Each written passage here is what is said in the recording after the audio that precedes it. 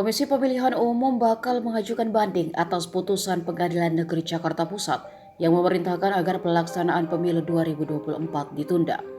Putusan Pengadilan Jakarta Pusat atas gugatan yang dilayangkan oleh Partai Rakyat Adil Makmur atau Prima pada 8 Desember 2022 lalu yang mengaku merasa dirugikan karena tidak profesionalnya KPU sehingga tidak lolos verifikasi administrasi partai politik calon peserta pemilu 2024.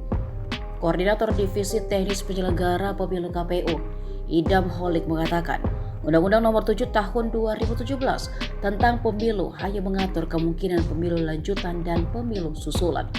Keduanya dimungkinkan terjadi apabila terjadi kerusuhan, bencana alam, gangguan keamanan, maupun gangguan lain yang menyebabkan tahapan pemilu tidak dapat dilaksanakan dengan sempurna. Kemudian pemilu lanjutan dilaksanakan apabila gangguan-gangguan tersebut membuat pelaksanaan tahapan penyelenggaraan pemilu tidak dapat dilakukan sebagian.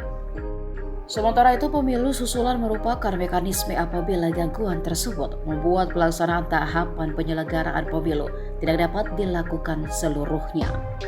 Dalam peraturan penyelenggaraan pemilu khususnya pasal 431 sampai pasal 433 Undang-Undang Pemilu, hanya ada dua istilah yaitu pemilu lanjutan dan pemilu susulan. Argumen ini juga pernah disampaikan KPU ketika Prima dan sejumlah partai politik lain yang tak lolos sebagai peserta pemilu 2024 membentuk aliansi bernama Gerakan Melawan Political Genocide. Gerakan ini mayoritas berisi partai yang tidak lolos tahap pendaftaran 15 Agustus 2022, yakni Partai Masyumi, Perkasa, Pandai, Kedaulatan Reformasi, Pemersatu Bangsa, dan Berkarya, serta Partai Republik 1 dan Prima yang tak lolos verifikasi administrasi 14 Oktober 2022.